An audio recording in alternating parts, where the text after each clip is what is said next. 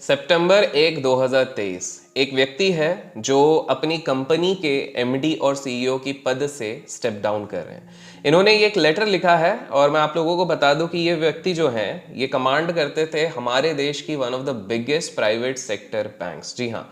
और अपने पत्र में ये लिखते हैं कि किस प्रकार से he is very grateful for the kind of opportunities जो उनको मिली, किस प्रकार से उनको काफ़ी अच्छी जर्नी रही, क्या रोड ब्लॉक्स रहे एटसेट्रा।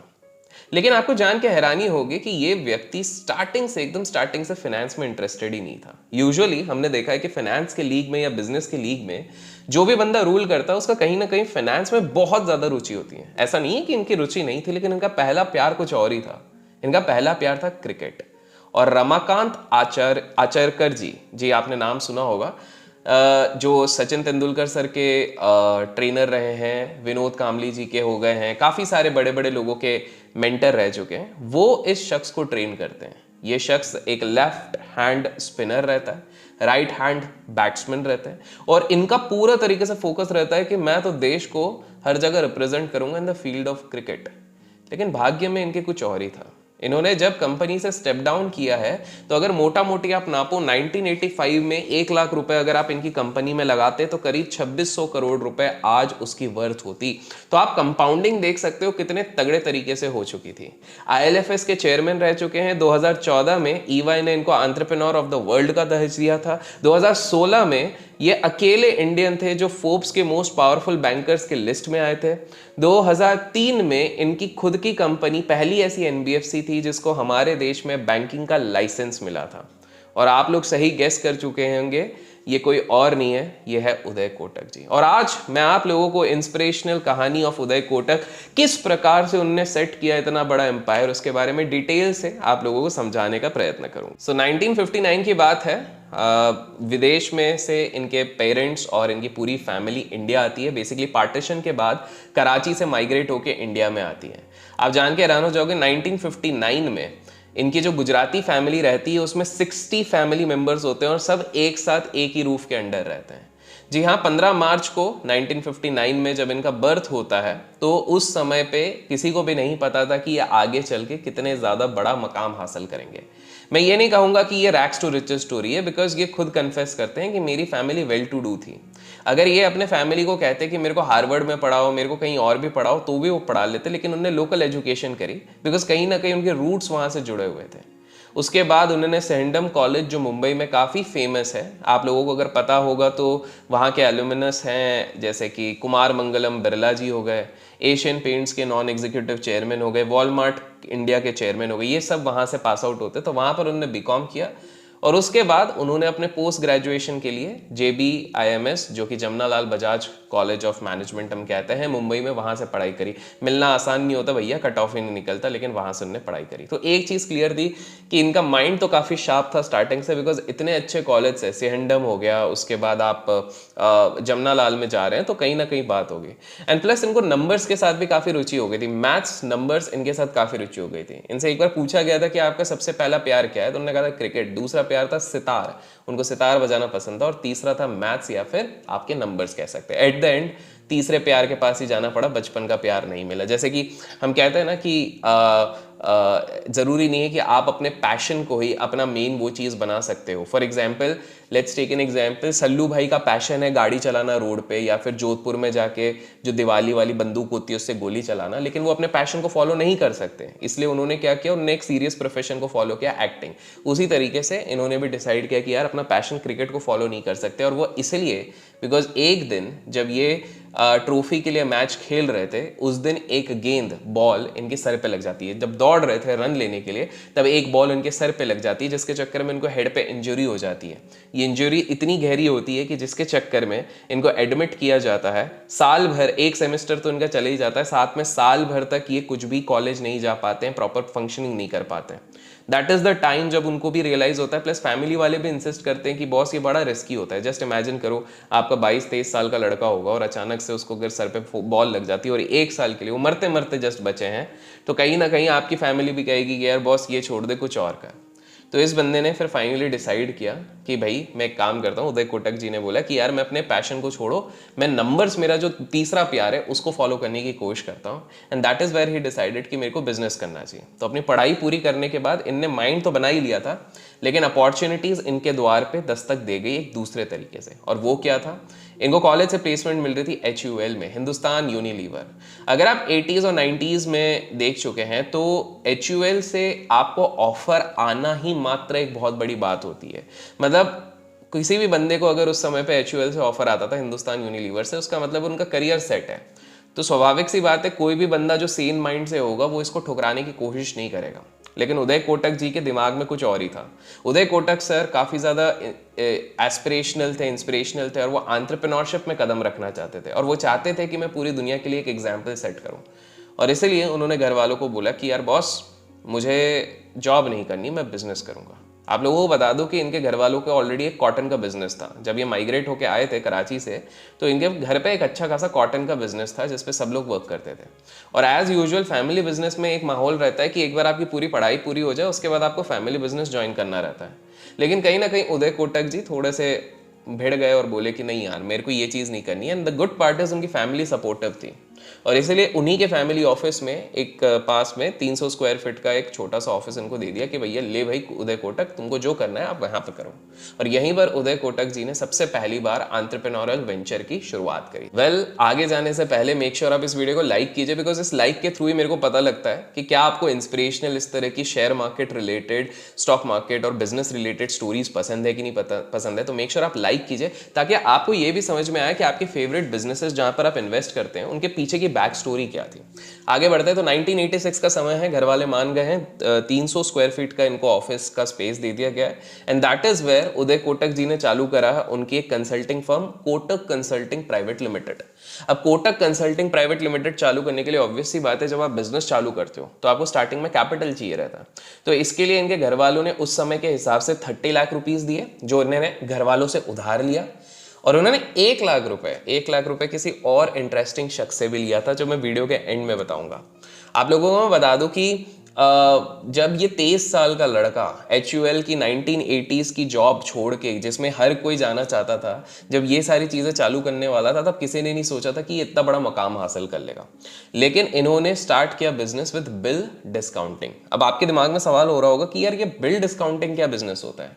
तो देखिए, उस समय पे क्या होता था, जो मैन्युफैक्चरिंग कंपनीज रहती थी वो अपना कुछ मैन्युफैक्चर करती थी और B2B मतलब बिजनेस टू बिजनेस में किसी और कंपनी को सेल करती थी। लेकिन सामने वाली कंपनी ये बोलती थी कि बॉस, हमारे पास हम इंस्टेंट पैसा नहीं देंगे क्योंकि हमारा दूसरे जगह पे पैसा लगता है, हम आपको 50 से 60 दिन बाद पैसा देंगे।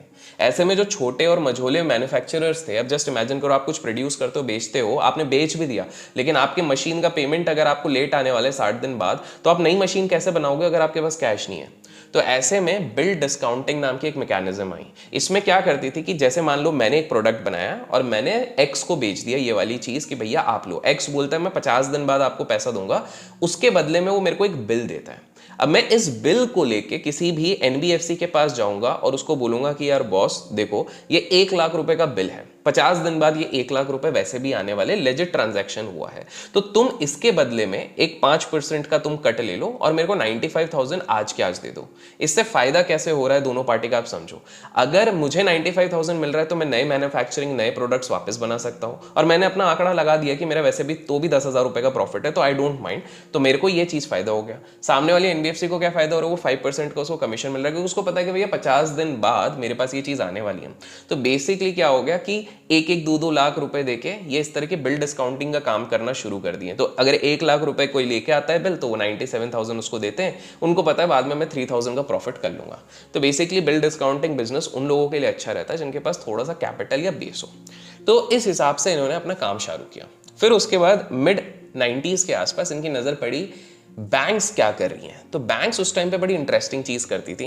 बैंक्स में जब आप डिपॉजिट करते थे, जो सेविंग डिपॉजिट कहते हैं, वो 6% का रिटर्न आपको देती थी। आज वही जो 1.5-2% का मिलता है, वो 6% देती थी। और वही चीज उठा के जब भी कोई कस्टमर लोन लेने आता था, उनको 17% पे देती थी। 6% किया, 17% पे दिया, तो नेट और नेट जो 11% होता था वो उसका फायदा होता था। और इंटरेस्टिंगली उस समय पे बैंक्स कोई पक्षपात भी नहीं करती थी कि बड़ा कंपनी होगा, बड़ा ऑर्डर लेके आ रहा है तो भैया उसको सस्ते में दो, ऐसा नहीं करती थी। तो नेल्को नाम की एक कंपनी थी जो टाटा ब्रांड की है, Tata itself is a respectable brand, वो खुद 17% दे के ले रही थी 90 डेज 50 डेज का बिल डिस्काउंट करके। तो कहीं ना कहीं इनको लग रहा था उदय कोटक जी को कि भैया ये क्या चल रहा है। तो उनके एक फ्रेंड का प्लेसमेंट हुआ, कहाँ पे, नेल्को में। तो एक दिन ऐसे ही बात करते करते, यार उदय यार मैं नेल्को में काम करता हूँ, मेरा काम है कि इस तरह से वो अपन को जितना हो सके डिस्काउंट करा सकें। यार ये बैंक वाले तो यार 17% पे करते हैं यार, किसी तरीके से अगर ये 0.5% भी कम हो जाए ना तो मजा आ जाए। And that is where Uday Kotak जी को दिमाग में आया। तो उदय कोटक जी ने अपने फ्रेंड्स और फैमिली से पैसे उठाए और उन्होंने उनको जाके बोला कि यार बॉस आपके बैंक अकाउंट में कितने पैसे हैं? तो उन्होंने बोला इतना XYZ पैसा है। बोले कितना ब्याज मिल रहा है आपको? बोले बैंक हमको 6% दे रही है। बोले कैसा रहेगा अगर मैं बोलूँ आपको 12% का इंटरेस्ट मिलेगा साल भर में? अब ऑब्वियस सी बात है, ग्रीड तो बढ़ेगा, लेकिन जब भी कोई इतना डबल की बात करे तो कहीं ना कहीं कॉशियस तो हो जाएंगे। तो फ्रेंड्स एंड फैमिलीज ने पूछा भैया कैसे दोगे? बोले यार देखो तुम टेंशन मत लो, बिकॉज टाटा नाम की कंपनी देगी आपको पैसे, मेरे को देने की जरूरत नहीं है, आप सीधे टाटा नाम की कंपनी को दोगे। टाटा मीन्स ट्रस्ट, तो कहीं ना कहीं आपके पैसे तो आने ही है। तो 12% में अब इनने पैसे उठाने शुरू किए, 12% में पैसा उठाना शुरू करा और नेल्को को जाके बोला कि भाई आप 17% देते हो ना लोन पे, 16% में मैं आपको कैपिटल प्रोवाइड करता हूँ। 1% भी जब बचता है ना हजारों करोड़ों में तो बहुत बड़ी बात हो जाती है। 1% मेक्स अ डिफरेंस। कंपाउंडिंग में आपको पता है ना कितना डिफरेंस हो जाता है। नेल्को खुश, भैया 16% मार्केट में कोई नहीं दे रहा, लोग खुश 12%, बीच में 4% बना रहे हैं। तो बेसिकली इन्होंने गेम क्या खेला, बैंक्स 11% बना रही हैं, हम 4% बनाएंगे, और यहां से इनका पूरा गेम चालू हो गया। तो यहां से इनके जो ये NBFC वाला गेम था ये पूरी तरीके से ऊपर जा रहा था। इसके बाद इनका नेक्स्ट ब्रेक कब आया? इनका नेक्स्ट ब्रेक आया जब ये ऑटो फाइनेंसिंग में घुस गए। अभी तक वीडियो लाइक नहीं किया तो लाइक जरूर कीजिएगा। तो ऑटो फाइनेंसिंग में इन्होंने क्या किया, इन्होंने नोट किया कि उस समय पे पूरे मार्केट को एक ही बैंक डोमिनेट करती थी with respect to auto financing, और वो कौन थी? Citi bank. By the way comments में सिटी बैंक लिख देना। सिटी बैंक और हर्षद मेहता का एक बहुत बड़ा सीन था। If you want to know in details, जितने ज्यादा कमेंट्स आएंगे उसके हिसाब से मैं डिसाइड करूंगा उस पर वीडियो बनाना है कि नहीं। तो सिटी बैंक उस समय पे 28% पे ऑटोमोबाइल लोन्स देती थी, 27 से 28%, which is very high. And एक तरीके का मोनोपोली बना के रखा हुआ था सिटी बैंक ने। तो कहीं ना कहीं काफी सारे लोग इससे थोड़े हताश निराश रहते थे कि यार क्या है, बहुत ज्यादा मोनोपोली बना के रख लिए, ये चीज करनी पड़ेगी। अब उदय कोटक जी का NBFC का धंधा बहुत बढ़िया चल रहा है, बहुत ज्यादा पैसे कमा रहे हैं, और वो देख रहे हैं पूरे मार्केट में कोई कम उसमें रेट इंटरेस्ट दे ही नहीं सकता, पूरी तरीके से मोनोपोली बना के रख दी है। और वहीं पर इन्होंने अपना आंकड़ा निकाला कि अगर मेरे को 13% भी मिल जाता है, अगर मेरे को मेरे कैपिटल पे 13% भी मिल जाता है, I will be very profitable. और ये फिर उसके बाद एक इतना बड़ा गैम्बल खेलते हैं जो इतिहास में आज तक किसी ने नहीं खेला होगा इस फील्ड में। ये सीधे 5000 मारुति की गाड़ियां खरीद लेते हैं, 5000 मारुति की गाड़ियां एडवांस में बुक करके खरीद लेते हैं। आप लोगों को बता दूं कि उस समय पर अगर आप गाड़ियां बुक करते थे, मैं अर्ली 90s की बात कर रहा हूं, 90s और लेट 90s की, मिड 90s की, तो उस समय पे जब आप गाड़ियां बुक करते थे तो आपकी डिलीवरी 6 से 7 महीने बाद ही होती थी किसी भी मारुति गाड़ी की। तो पहली चीज इन्होंने क्या बोला कि कस्टमर्स को अब गाड़ियां मुझसे लेनी पड़ेगी। मारुति में भी ट्रस्ट है लोगों का। एक चीज अच्छी है कि ये सिर्फ क्वालिटी चीजों के साथ काम करते थे, तो इनको पता था कि मारुति पे लोगों को ट्रस्ट है। तो अब मारुति की गाड़ी कोई भी प्लेस करने जाता है तो पहली बात है, अगर लोन लेना है तो 28% सिटी बैंक को लेना पड़ता है, फिर 6-7 महीने का वेट करना पड़ता है। वेटिंग इज समथिंग जो लोगों को पसंद नहीं है। तो उन्होंने सीधे बोला आप हमसे आके लो, बस कंडीशन ये रहेगी कि कैश वैश में पेमेंट नहीं होगी, आपको हम पे 13% वाला लोन लेना पड़ेगा। और लोग उड़ी उड़ी मार के आने लग गए। क्यों?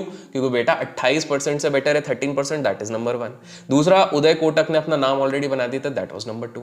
तीसरा, भाई साहब 6 महीने का वेट नहीं है, इंस्टेंट आपको मिलेगा। आपने डॉक्यूमेंटेशन कर लिया, KYC आपका हो गया, सारा चीज हो गया, आप ले लो। और यहां पर इन्होंने तोड़ दिया अपना सिटी बैंक का राज भी। सिटी बैंक भी परेशान कि भैया ये सारी चीजें क्या हो गया। और सिटी बैंक के पास तब अब पहले क्या लोगों के पास ऑप्शन नहीं था, प्रीमियम पे ही लेना पड़ता था, लेकिन अब सारा ऑप्शन आ गया। तो ये चीज हो गई इनके लिए दूसरी एक बहुत ही खतरनाक वाली चीज। तो आप देख रहे हो किस तरह से 1991 में जब इकोनॉमिक कोलैप्स हुआ उसके बाद ये बिल डिस्काउंटिंग में आ गए, और उसके बाद ये दूसरी चीज में भी आ गए। बाय द वे 1995 में इन्होंने गोल्डमैन सैक्स के साथ एक डील किया, जॉइंट वेंचर किया, 25% का एक इसके बीच में ये संग्रह रहा। और ये पहला joint venture in the world था जो गोल्डमैन सैक्स ने किसी भी इन्वेस्टमेंट बैंकिंग के साथ किया था। तो यू कैन जस्ट अंडरस्टैंड किस तरह से इनका पीक आउट हो गया था। तो अब एनबीएफसी का काम बढ़िया चल गया, बिल डिस्काउंटिंग के बाद एनबीएफसी हो गया, फिर उसके बाद वो ऑटो फाइनेंसिंग में आ गया। लेकिन 1996 में ना जो कार फाइनेंस में जो स्प्रेड्स थे वो डिक्लाइन होने लग गए। जब भी क्या होता है, कंपटीशन आने लग जाता है, जब भी मार्केट के रेट अलग होने लग जाते हैं, तो वो स्प्रेड्स कहीं ना कहीं डिक्लाइन होता है। तो कहीं ना कहीं उदय कोटक जी को समझ में आ गया कि यार ये बिजनेस मॉडल भी कुछ सालों का ही मेहमान होगा, मतलब ये हमारा एक पैरेलल बन सकता है, लेकिन इससे मैं अपने बड़े गोल्स को अचीव नहीं कर सकता हूँ, लाइफ के बड़ी सक्सेस को अचीव नहीं कर सकता। तो I need to definitely think of a different alternative, and that is where my dear friend he uses his brain and comes with a different idea. इस समय पे इनकी नजर पड़ती है शेयर बाजार पे, और शेयर बाजार में देखते हैं कि अच्छा इन्फ्लो आ रहा है लोगों की। अब 1992 का जो कोलैप्स हुआ था उसने ऑलरेडी माहौल काफी गर्म कर दिया था, लेकिन उसके बाद चीजें सही हो रही हैं। आपको याद होगा .com बबल की शुरुआत जो हो रही थी 95-98, ये हमने पूरे स्कैम सीरीज वाले प्लेलिस्ट में जब केतन पारेख और इसकी बात करें वहां पर कवर किया हुआ है। तो उस समय पे अचानक से ये पीक आने लग गया। तो 1998 में इन्होंने डिसाइड किया अब कोटक का एएमसी लॉन्च किया जाए म्यूचुअल फंड्स का। और आप लोगों को बता दूं कि इस 90s और 2000s के एरा में पूरे म्यूचुअल फंड मार्केट को ट्रिपल के लीड करते थे, के। अब ये के कौन है? हेमेंद्र कोठारी डीएसपी के, मॉर्गन स्टैनले इंडिया के निमेश कंपानी, इनका सरनेम भी के से, और तीसरे उदय कोटक। आप लोगों को बता दूं कि उस समय पे 99% जो आईपीओज आते थे वो केवल ये तीन लेके आते थे। तो कहीं ना कहीं इन्होंने एएमसी बना के अपना पूरा डंका कर दिया। लेकिन 2002 में एक एनबीएफसी क्राइसिस आया। आप जान के हैरान हो जाओगे, इस 2002 के जस्ट पहले जब पूरा .com बढ़िया चल रहा था, सब कुछ बढ़िया चल रहा था, 6000 एनबीएफसीज रजिस्टर्ड हो गई थी इंडिया में। लेकिन इस क्राइसिस के बाद ओनली 25 बची। और कहीं ना कहीं उदय कोटक को ये चीज समझ में आने लग गई कि अब फाइनल हमारा समय आ गया कि एक बड़े लेवल पे हम जा सके, किसी तरह से एक अलग लेवल पे हम जा सके। और इसी चक्कर में 22 मार्च 2003 को एक नई चीज हो गई। इन्होंने अप्लाई किया था, आरबीआई से दरखास्त करी कि हमारा इतना एक्सपीरियंस हो गया फाइनेंस में, अब हमको बैंकिंग का लाइसेंस दिया जाए। तो 22 मार्च 2003 को केवल 2 बैंक्स को लाइसेंस मिला। पहला था आपका चहेता यस बैंक, उसकी भी पूरी स्टोरी जाननी है तो कमेंट्स में लिख देना, और दूसरा था Kotak bank. Kotak Bank was the first NBFC in our country to get the banking license। और यहां से इनका बिजनेस पूरी तरीके से रॉकेट हुआ। 2006 का तो मैंने आपको बता दिया, 25% का जो वो स्टेक था जो इनने गोल्डमैन सैक्स को दिया हुआ था उसको वापस इनने बायबैक कर लिया ताकि खुद इंस्टीट्यूशनल क्लाइंट्स को मैनेज कर सके। $2.4 बिलियन का इनका कोलैबोरेशन हुआ आईएनजी व्यासा, जो उस समय पे काफी बड़ी कंपनी थी। 2015 में जनरल इंश्योरेंस के लिए इनने पार्टनरशिप करी सुनील मित्तल जी के साथ। तो मतलब जस्ट इमेजिन करो, अगर वो क्रिकेट वाला एक्सीडेंट नहीं होता, सर पे गेंद नहीं लगती, तो आज कोटक महिंद्रा बैंक, जी हाँ, जो just before his resignment was the 3rd richest banker in the world, ये चीज होती नहीं है। 1998 में एएमसी का डंका मारा और सारी चीजें हिला के रखी। लेकिन आपके दिमाग में एक सवाल उठ रहा होगा कि स्टार्टिंग में वो बंदा कौन था जब इनने घर से रेज किया था 30 लाख रुपए, और ये 1 लाख रुपए एक्स्ट्रा किसने डाला था इन पे? तो वो 1 लाख रुपए डाला था आनंद महिंद्रा जी ने। जी हाँ, आनंद महिंद्रा जी को ये काफी बड़ा इंस्पिरेशन समझते थे और आनंद महिंद्रा जी को ये एज अ मेंटर मानते थे, और उनको लगता था कि यार इस जैसा बंदा हमको बनना है। इंस्पायर्ड थे उनसे, और आनंद महिंद्रा जी भी इनके काम को देख के काफी इंप्रेस थे। तो आनंद महिंद्रा जी ने कहा कि ठीक है भाई, तुमको अगर मेरा नाम महिंद्रा यूज करना है, क्योंकि इन्होंने इंसिस्ट किया कि कोटक महिंद्रा में मेरे को आपका महिंद्रा यूज करने दो, तो कहीं ना कहीं उनको यूज करने मिला। हो सकता है this was a good marketing tactic also, because Mahindra का नाम था, तो कहीं ना कहीं इससे ऑटोमेटिकली ट्रस्ट और बढ़ गया लोगों का कि कोटक महिंद्रा। काफी सारे लोगों को लगता है कोटक महिंद्रा मतलब महिंद्रा की कंपनी है, बट नहीं, ये महिंद्रा की कंपनी नहीं है, ये उदय कोटक जी की है। लेकिन एज अ फ्रेंडली जेस्चर उन्होंने ये महिंद्रा रखा और उन्होंने भी चलाने दिया। बाद में दोनों लोगों ने ट्वीट भी किया था। पहली बार जब इनकी कंपनी ने वैल्यूएशन क्रॉस करा था आईसीआईसीआई बैंक का, तब जब महिंद्रा जी ने ट्वीट किया था कि मेरे को बड़ी खुशी है कि जब ये बंदा मेरे पास आया था तब 1 लाख रुपए लेके, लेकिन आज देखो कितना बड़ा बन गया, I am really proud of you, जिसमें कि उदय कोटक जी ने भी रिप्लाई किया था। और उसके बाद जब मारुति का इन लोगों ने मार्केट कैपिटलाइजेशन क्रॉस किया था कोटक महिंद्रा में, तब भी ट्वीट में इन दोनों का वार्तालाप हुआ था और कॉन्ग्रेचुलेट किया गया था, और इस तरह से बनी थी कोटक महिंद्रा बैंक की लेगेसी। तो वेल सवाल ये उठता है कि कौन सी वो चीज़ें थी जिसने कोटक महिंद्रा एंड उदय कोटक जी के लीडरशिप के अंदर इतना ज़्यादा सक्सेस इनको दिला के दिया। पहला था अपॉर्चुनिटीज़, वो हमेशा सीज करते थे। आप देखो जिस जिस समय पे जो जो अपॉर्चुनिटीज़ आया उसको सीज किया। दूसरा, अपने आप पे बहुत ज़्यादा फेथ था। दुनिया चाहे जो भी बोले, जो भी नेगेटिव बोले, जब 92 का क्राइसिस हुआ तब लोग सोचते थे एएमसी नहीं चलेगा। जब एनबीएफसी क्राइसिस हुआ इनको लगा था एनबीएफसी और बैंकिंग नहीं चलेगा, लेकिन इन्होंने अपने ऊपर फेथ रखा। गोल ओरिएंटेड थे, कोलैबोरेट करते रहते थे, कभी गोल्डमैन के साथ, कभी आईएनजी व्यसा के साथ, कभी तो सबके साथ, कभी मित्तल जी के साथ, किसी के साथ भी करते रहते थे। नेक्स्ट उनको समझ में आया था कि अगर डेट टाइप रिटर्न्स चाहिए, जो डेट रिटर्न्स देता है, तो उसके लिए इक्विटी जैसा रिस्क लेने का कोई सेंस नहीं है। सही समय पे टेक्नोलॉजी के साथ अपग्रेड करते थे। कोविड में जब हर कोई घर पे बैठा हुआ था तो 811 वाला ऑप्शन लेके आ गए कि भाई घर बैठे वर्चुअल आपको डेबिट कार्ड मिल जाएगा, लोन अप्रूवल आपको मिल जाएगा, आपके पास काफ़ी सारी चीज़ें रहेंगी। तो इस तरह से काफ़ी फ्यूचरिस्टिक थिंकिंग थे और ये एक लेजेंड है हमारे इसमें। And that is one of the reasons why Kotak Mahindra bank इतने सालों में इतने ऊपर गया। तो आई होप आपको ये स्टोरी काफी इंटरेस्टिंग लगी होगी, इंस्पिरेशनल लगी होगी तो लाइक शेयर सब्सक्राइब करना ना भूलें। Till then keep learning, keep growing, keep investing, keep trading.